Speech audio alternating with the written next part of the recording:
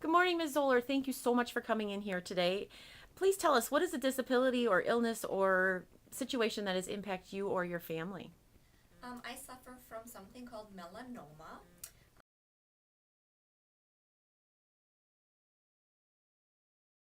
It is a disease of the skin. It's a form of skin cancer. There's three kinds, and it's the deadliest form of skin cancer. Um, Melanoma translates to black tumor, and a lot of times it starts your moles, because our skin is actually made up of a pigment called melanin. It gives our skin all our different various colors. And so when your melanocytes, which are the skin cells, get too much UV radiation, either from the sun or from tanning beds, it can cause some DNA damage, and the cells start to multiply, and that cancer multiplies, and tumors start to grow. And so that is, in a nutshell, what melanoma is. It's a cancer of the skin.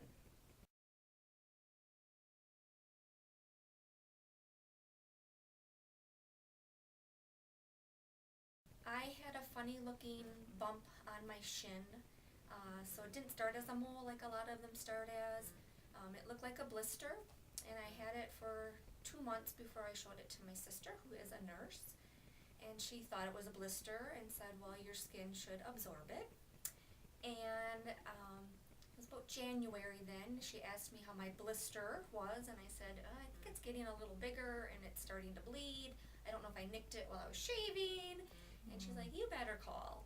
So I just called my general practitioner, who I love dearly, and went in, and she said it didn't look like anything. And I actually went online and looked up skin cancer, and didn't look like anything, didn't look like any of the melanoma pictures I saw. And so I wasn't really concerned. She wasn't concerned, but she took it, she removed it right away in their office. And then a week later, I get the phone call, we need to see you. And I'm like, oh, that can't be good. And the nurse said, well, I can't really talk to you about it over the phone. You need to talk to the doctor. So 6 o'clock that night on a Wednesday, my boyfriend and I went in, and we were just floored. And she was crying. My doctor was crying because she thought it was nothing. She said, I hate to say this, but you have stage 2. Well, she couldn't tell me the stage. You have melanoma. And Jeff was like, well, what's that?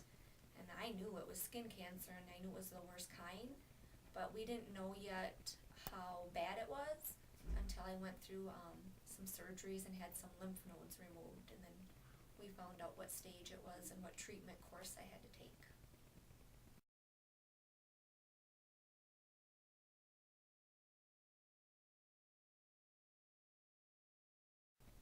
It's become a big part of my life because I'm on a lot of online forums. It's considered a rare form of skin cancer, but I'm finding that even though it's rare, I know at least 8 to 9 people in our district that have been impacted, either a loved one who has had it or a loved one who has passed away from it. Um, so I'm on online communities where people from around the world, we either Skype or Google Hangouts or just chatting, have connected. And so every day I'm in contact with somebody going through this.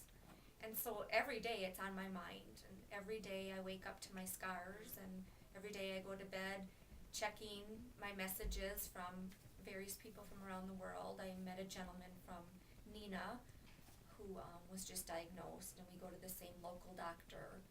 And so it's impacted me where it consumes me sometimes, but I find that I've been able to, with the help of some medications, put that on the back burner when I'm here at work, put that on the back burner when I'm enjoying myself with family.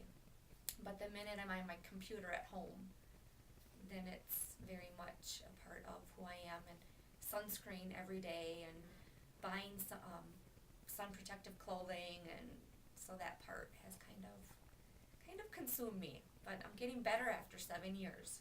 So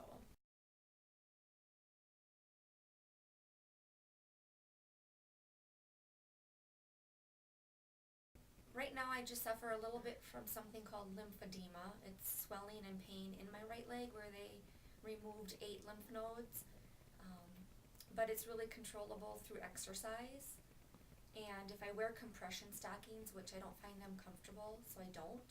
So I find that through yoga and just basic walking on a treadmill has helped keep that swelling to a minimum. In humid weather, my leg swells up more, and I can feel with the skinny jeans that it's a little tighter in my right side than my left side, but that's basically it in terms of physical pain. It's more the psychological, the emotional part, especially when I get news that someone I met online has passed away, and I'm like, why am I still here? We were diagnosed with the same stage, we went through the same treatments, and now she's gone with, and she has 3 young children, and so those are the that's the horror of it, is the psychological part is the worst part.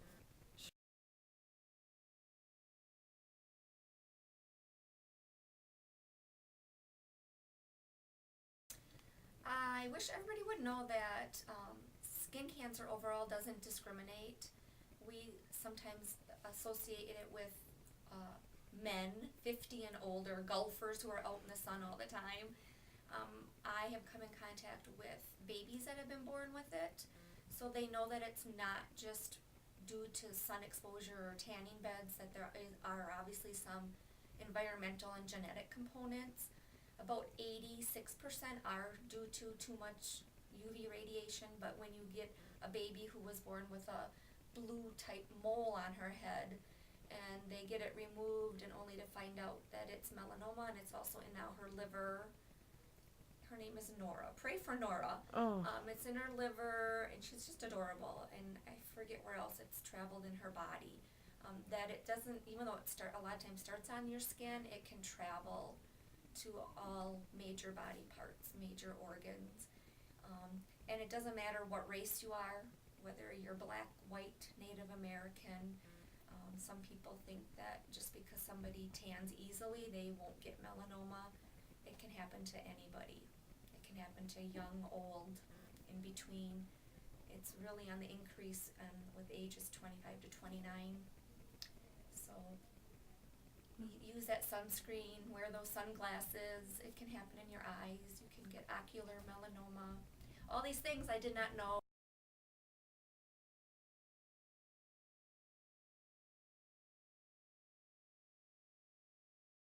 What are some other things that I people wear could do? protective hats in the summer if I'm out in the, for long times, like on a pontoon boat. I wear what are called rash guards, so that I don't have to always put sunscreen on. They're like a swimming suit, but they cover my arms. I mean, it's like a swimming suit, like a full body swimming suit. So then I just have to put the sunscreen on my legs and not worry about my arms. They're very fashionable. The surfers in Australia wear them. Yes. What else do? I do seek shade a lot. I don't lie directly in the sun ever. It's that everyday exposure from little on. We never used sunscreen growing up. I used to just burn to a crisp, get my base tan, and think that was great. And I used tanning beds for 10 years. We don't let our kids smoke. Don't let your kids use tanning beds.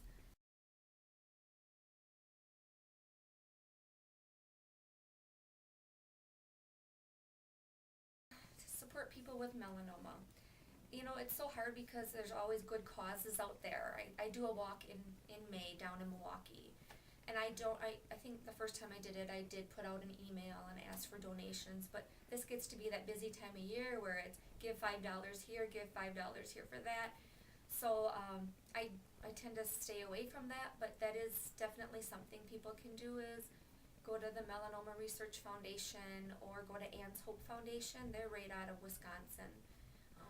And my doctor, actually, he gets support from them, from all the donations people give. I was in a clinical trial in Madison, and all the money raised through that foundation helped support that trial. Didn't work for me, unfortunately. I kept getting more melanoma. But that's a great way to support people with melanoma. Sharing stories about, seeking appropriate means of protecting your skin. Not telling people, wow, you look great with your tan. I heard a lot of that when I came back from spring break, and it kind of is a little dagger to my heart because a lot of people know my story. I know they don't mean ill will by it. But when I hear, oh, you look so good with color, or what a healthy tan, there's really no healthy tan. There just really isn't. And even if you get your skin checked yearly, you don't know what it could be doing internally. And sometimes people get the surgery done and they're great for 5 years, and then they have an ache or pain 5 years later. They go in, they get an MRI or some other scan, and the doctors see things on their organs. That has happened. So it's just a really scary disease that they're making great strides in some treatments out there, but the treatments are pretty harsh. Mm-hmm. So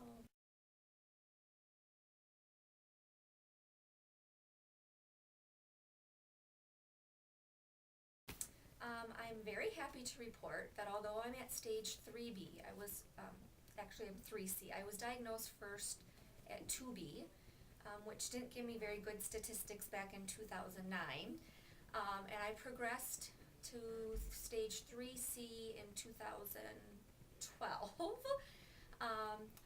But my recent PET scan, it's an imaging technique that takes a picture of everything within my body, and it showed no evidence of disease. So they don't call it remission. We call it NED in the melanoma world. So I'm happy to say I'm NED. There's no evidence of disease anywhere in my body, and that was my March 23rd scan. So I go every 3 months for blood work and checkups, and then once a year I get a PET scan, and